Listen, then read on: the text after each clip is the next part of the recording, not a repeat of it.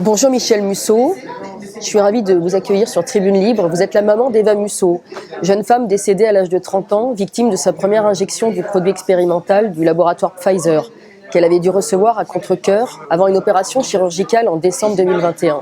Elle l'a reçue le 22 et elle est décédée le 30. Pourquoi avait-elle été obligée de recevoir ce produit ? pour simplement pouvoir faire une endoscopie qui était prévue en février. Et malheureusement, lors de sa consultation le 15 décembre avec le professeur, il lui dit clairement, à partir de ce matin, l'ARS est venue, donc on est obligé de faire pratiquer la vaccination à tous mes patients. Vous aviez tenté de négocier ? J'y étais pas avec elle, elle est allée seule avec son amie. Oui, elle a négocié puisqu'elle était contre, et puis notre médecin traitant aussi, son médecin nutritionniste aussi, mais non, il lui dit qu'il ne peut rien faire, pas de vaccin, pas de soins. Juste après son décès, que s'est-il passé le soir même ? Alors le soir même, il y avait la police chez moi. Les gendarmes sont venus. Le lendemain matin aussi, mais bon, j'y étais pas, donc ils m'ont convoqué pour le lendemain après-midi. Et ils m'ont bien fait comprendre que voilà, l'enquête étant en cours, on pensait même à un infanticide. Mais vous avez été rapidement mise hors de cause. Ah oui. Et après, je pense que bon, c'est normal, il cherchait peut-être à me déstabiliser, mais bon, je veux dire, le jour où ta fille elle décède, je pense pas que c'est le moment opportun, quoi. Vous avez eu un échange avec ce médecin qui l'avait contrainte à recevoir ce Il m'a appelé le lendemain, puisqu'il avait le résultat des urgences. Il m'a fait comprendre que certainement il y aurait une thrombose. Bon, il m'a dit de lui parler souvent à ma fille, puisque lui aussi avait perdu un enfant. Mais on en est resté là, après on n'a plus eu de contact. Pour lui, ça ne pouvait pas être ce vaccin, entre guillemets. Non, il n'a pas dit ça, puisque je pense qu'il le savait, puisque ça s'est dit la veille aux urgences, et il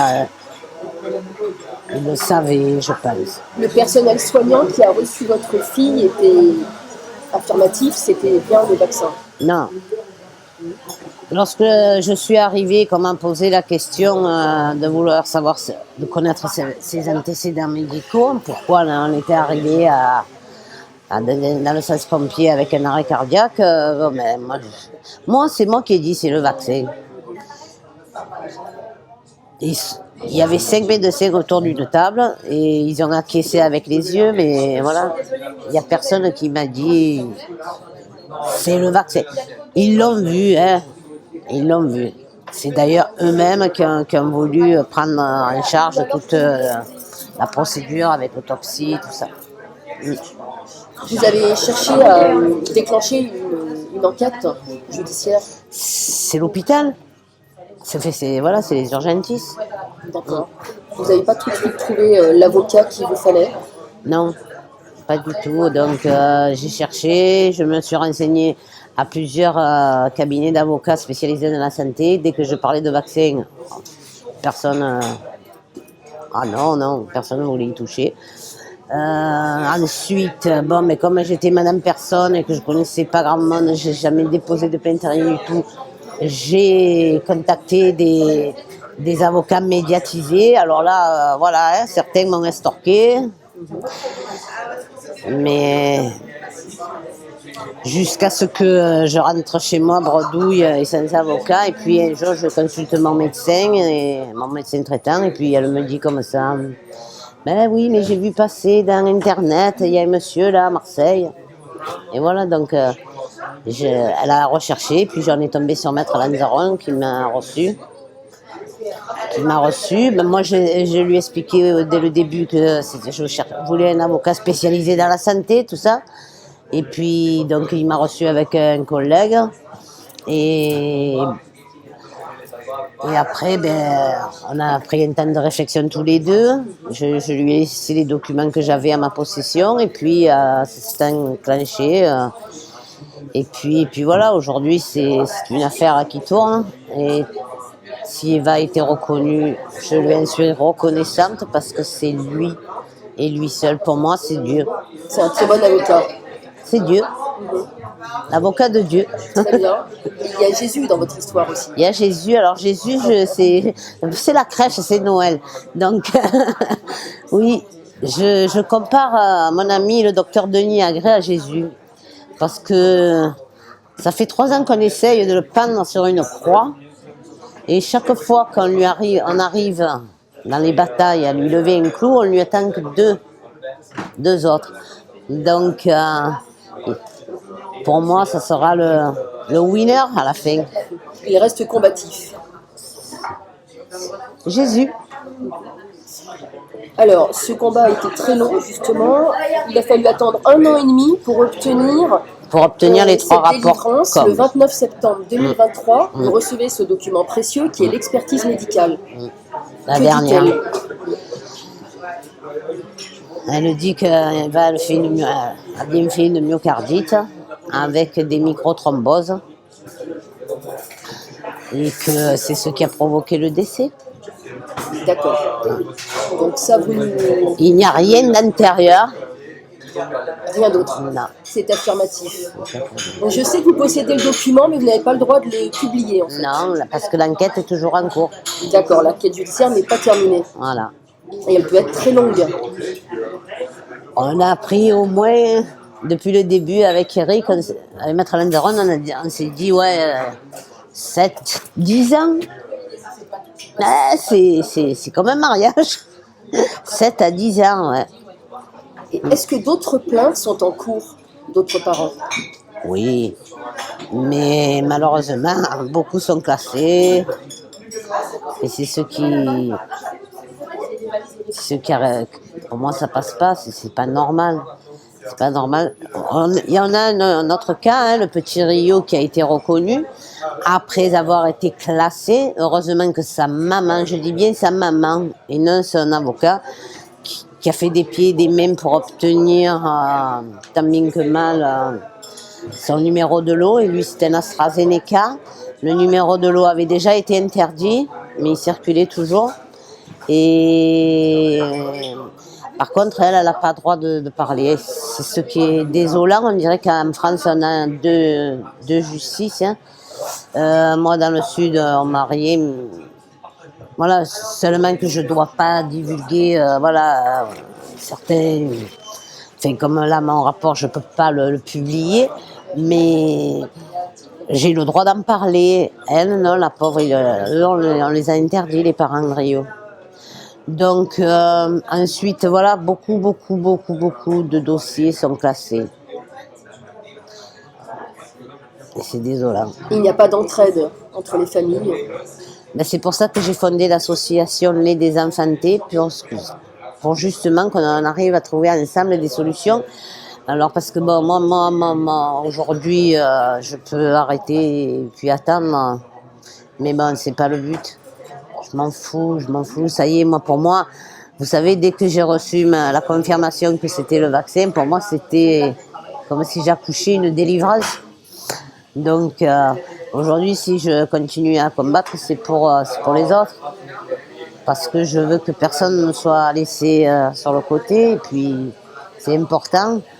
C'est important, je pense que si on n'arrive pas à trouver cette entente entre parents, avec lui.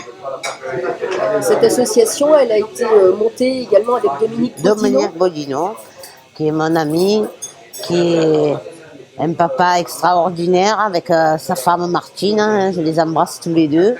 Et puis on est aidé aussi par Anaïg Kofek, qui malgré ses problèmes de santé est toujours là avec nous, et vraiment une femme extraordinaire, bien qu'on ait voulu la démonter sur Saint-Nazaire, c'est pour ça qu'elle est venue habiter sur Marseille, à côté de moi, et puis que on l'aide à monter son dossier elle aussi. Pour Dominique Bodino, Et Monsieur Claire, Jean-François, puisque c'est un ami, ce sont mes frères d'armes. Alors pour eux, Jean-François a été classé, mais grâce à Maître Lanzarote, je pense qu'on refait un rappel sur Moderna. Et je pense qu'on va arriver à monter aussi le dossier de Dominique Bodino parce que il n'y a pas d'expertise, mais on va essayer, puisque Karine a eu un protocole de soins antérieur et qu'elle est décédée juste après son examen. Donc je pense qu'on va pouvoir arriver à faire quelque chose pour eux. Ouais. Si des parents veulent rejoindre l'association, ils vous trouvent facilement sur Internet? Oui, il y a tous mes logos et tout. Déjà, moi, j'ai travaillé énormément sur les réseaux, tout le monde me connaît en mon nom, puisque voilà, j'ai beaucoup de gens qui me suivent. Et oui, c'est un peu partout, mes logos. Voilà, c'est extraordinaire quand même d'arriver à faire tout ça. Je ne m'attendais pas. Au nom d'Eva. Au nom d'Eva, oui. Vous étiez récemment à l'Académie de médecine où il y avait un colloque sur la désinformation médicale, justement, notamment co-animé par Cédric Villani, en présence du docteur Mathias Vargon et Karine Lacombe, avec une dame membre d'une association. Vous vouliez en parler rapidement, sans rentrer dans les détails? Je suis allée avec Nora Renaud de Contre-Attaque. Et ça a été quand même très enrichissant puisque c'est là qu'on s'aperçoit que les citoyens ne sont rien. Ils nous appellent les citoyens naïfs et eux les pro-cons. Ils s'appellent les pro-cons. Et là, ça fait mal quand on entend ce monsieur Vargon, puisque quand même, on va dire les choses justes. Lacombe est resté complètement fermé de notre intervention et les yeux baissés, alors que Monsieur Villani a simplement dit la vérité. Il savait qu'il y avait des effets secondaires. Mais il a dit qu'il était quand même content de s'être fait vacciner. Ah ouais, mais... Ça veut dire qu'il ne pense pas aux effets à moyen et long terme. Ouais, mais bon, il l'a dit lui-même, c'est un pro-con. Il l'a dit lui-même. Il s'appelle les pro-cons. Donc, je veux dire, il faut quand même pas se voiler la face de dire que des effets secondaires, ils se multiplient de jour en jour. Hein. Et voilà, qu'est-ce que vous voulez que je vous dise? Moi, d'un côté, je suis contente que ce genre de gens ils soient vaccinés, parce que d'ici peu de temps, il y aura un peu moins de cons. Voilà. Je suis vaccinée, hein, j'ai une dose. Ah, à la deuxième, vous avez eu... Non, j'ai fait une dose le même jour qu'Eva, le matin, en disant, ma fille, si je vais mal, tu ne le fais pas. Je me suis donné en pâture, puisque moi, j'avais eu des pathologies. J'ai eu un cancer à 28 ans, j'ai eu un AVC en 2014. Donc, je disais à ma fille, s'il y a quelque chose, tu le fais pas. Mais je l'ai fait pour pas la laisser aller seule faire ses examens et nettoyer sa chambre à blanc, parce que je sais très bien que les infections nosocomiales, qui a été d'ailleurs Votre spécialité? Tout à fait. Vous étiez infirmière? Moi, j'étais aide-soignante. J'ai fait 18 mois d'école d'infirmière. Et la question d'entrée, c'était sur les infections nosocomiales. Donc, voilà, il fallait que ça soit nettoyé. Ma fille, vu qu'elle était anémie et qu'elle était faible, je voulais aller nettoyer sa chambre. Donc, je me suis fait vacciner. J'ai eu une dose. Mais moi, j'ai eu le Covid au 9e jour, le lendemain du décès d'Eva, plus 3 mois après, j'ai eu le Zona. C'est le docteur Agré qui m'a soigné. En 24 heures, on lève le Zona. Et, oui, oui, il faut faire de la pub. Et bon, après, c'est vrai que j'ai eu pas mal d'inflammations, mais bon, j'ai fait mon test des dédimères, voilà, tout est OK. J'ai juste, il y a quelque chose qui a changé chez moi, c'est mon taux de fer. J'ai jamais eu de fer. Aujourd'hui, j'ai 3 fois la dose. Ça ne vous empêchera pas de mener ce précieux combat, Ah ben non, surtout pas. au contraire, je me battrai jusqu'à mon dernier jour. Parce que j'arrive pas à concevoir que ces messieurs des gouvernements et madame von der Leyen veulent continuer à assassiner des enfants et des personnes âgées, des faibles, des malades, des gens emprisonnés, après des gens de mon âge ou les responsables, puisqu'on est responsable à partir de 18 ans.